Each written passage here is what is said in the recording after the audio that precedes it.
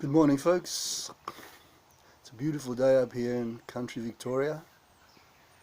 And please, people, if you're going to send me private messages and you think it's important that I see what you're sending me, then why don't you just post it directly to my wall? I'll see it, or you can tag me to make sure that I see it. But if it's important, shouldn't other people see it?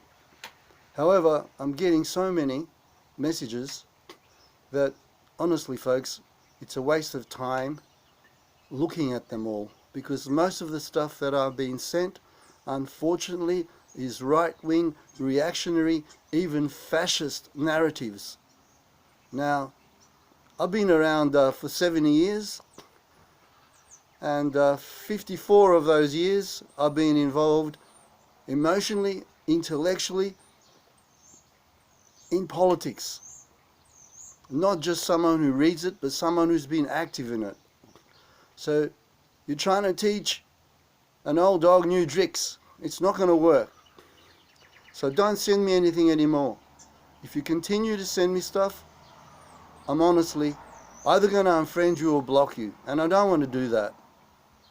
I repeat again, if you think what you're sending me is worth looking at or watching, make sure that you put it on my page. I'm not going to do it because most of the stuff is crap. Conspiracy theories of the most inane type. Joe Biden hasn't been arrested. Hillary Clinton isn't in jail.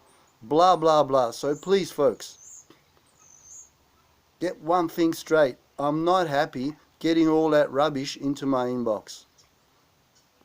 So, another person actually said, hey man, why don't you say something about the anniversary of Macedonian independence? It's 30 years since Macedonia became independent. Now, I don't know what they mean by Macedonia being independent, because I honestly believe, in hindsight, that Macedonia as a nation was more independent within Yugoslavia than what it is now. And the same people who are sending me shit about how horrible Yugoslavia was are now freaking out what's going on in the pro-Western, liberal, democratic new Macedonia. Well, folks, if you haven't worked it out till now, you're not going to work it out. You're just going to live in the same old Disneyland world, the same old bullshit you're going to believe that comes out of Fox News or CNN or something. Ultimately, they're all on the same side, because ultimately they all preach the beauty, the efficiency, the democracy, all that stuff of capitalism. Now, I'm anti-capitalist. So if you send me stuff praising capitalism, don't waste your time. Getting back to the independence of Macedonia, tell me, what is there to celebrate? If you tell me what is there to celebrate, I will say, yeah, no problems, amigos. 30 years of fantastic economic growth, 30 years of making our mark on the international stage as Macedonians. Meanwhile, our name has been changed. The promises that we were going to get into the European Union, nothing has happened. In fact, we'll never get into the European Union while we are Macedonians. That's the whole point of the Prespa Agreement. So what am I going to celebrate? I'm going to celebrate 30 years of bullshit. 30 years of ass-licking Western politicians. 30 years of believing all the lies of Western capitalism. Is that what you want me to celebrate? No, I'm not going to celebrate that. Macedonia, in hindsight, went from the frying pan into the fire. We have no say in what we do, because we are now part of the Western vassals of vassals of America. Basically, America runs the Western world, and we're part of it. Excuse me, folks. I get excited because I have to repeat myself time and time and time again. All of you think that America is going to save us. Trump is going to save us. Some people think Trump is going to save us. Whoa. Some people think Biden is going to save us. They're both on the same side, folks. Now, what's happened in Macedonia is literally a tragedy for us Macedonians. It's the attempted destruction of the very idea that there exists a Macedonian people so that our neighbours can be happy about the situation. So they don't have to give us the most basic human rights, like to use our names, to speak our language, and most importantly, the respect that we know who we are. And we don't need to be told by Bulgarians, Greeks, Albanians, and once upon a time Serbs, that we're not Macedonian, that we're one of the other four. There used to be three, now it's four. There used to be three contradicting narratives about who the Macedonians are and who they belong to. Greek, Bulgarian and Serbian. Now, thanks to the Yugoslav experience, most Serbs have realized. However, now we've got a resurgent fascist Albanian nationalism also looking backwards and saying, oh, those ancient Macedonians, they were really Albanians. Well, if the ancient Macedonians were really Albanians and they set up the first nation state, shouldn't you be Macedonians? And so on, for all the others. Because strangely enough, a friend of mine called me and said, hey man, I've been to this Serb nationalist site and they reckon Alexander the Great was Serbian. And I said, well, if you go to a Bulgarian ultra-nationalist site, Albanian ultra-nationalist, and actually a Greek, mainstream Greek site, you'll find that Alexander the Great wasn't really Macedonian, or if he was Macedonian, being Macedonian was being one of the other three. But that's all unimportant. All the historical debate's such a waste of time. It's all about human rights, folks. The right to self-declare who you are, because only you know who you are. You don't need to be told by slick politicians in Athens or Bulgaria or the European Union and America who you are. Your parents' language, your parents' culture, your grandparents' language, your grandparents' culture. The history of Macedonia tells us who you are. After the division, we've been, that's what we should be talking about. 100 years, 100 plus years of division, 100 plus years of oppression, of denial of our basic human rights, and all supported by Gringoland, Disneyland, Angloland, Germany, France, you name it. Well, keep dreaming, folks. Keep thinking that our independence, regrettably, and I say this regrettably because that day was such an exciting day for me. Tears came into my eyes looking at the people in Skopje celebrating Macedonian identity.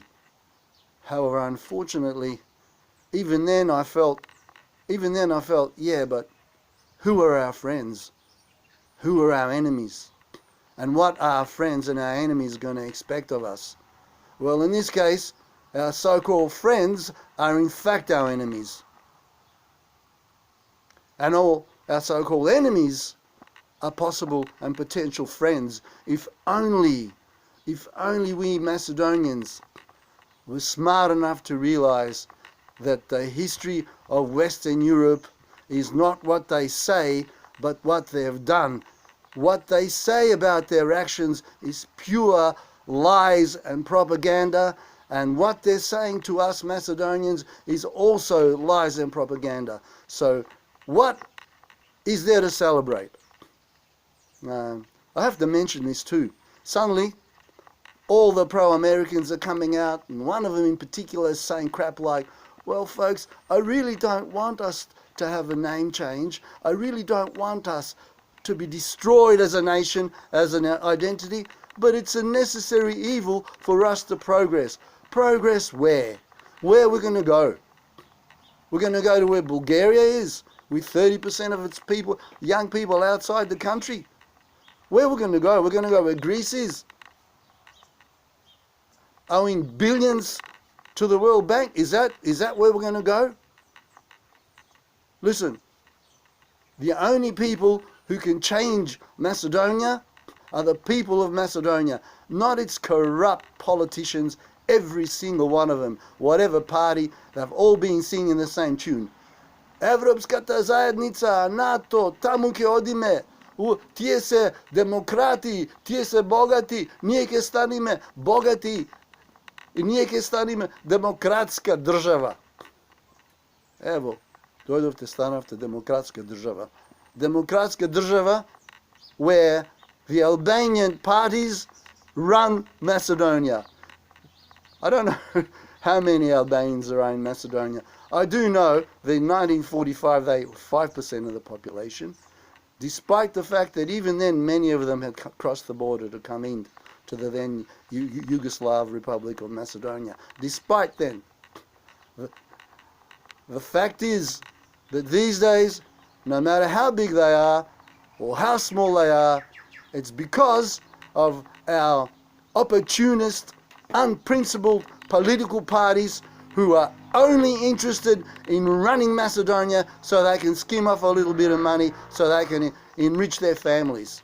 So that's what we're supporting these days. A democracy run by a minority so that politicians and their friends can become rich and powerful. Meanwhile, the country is no longer Macedonia.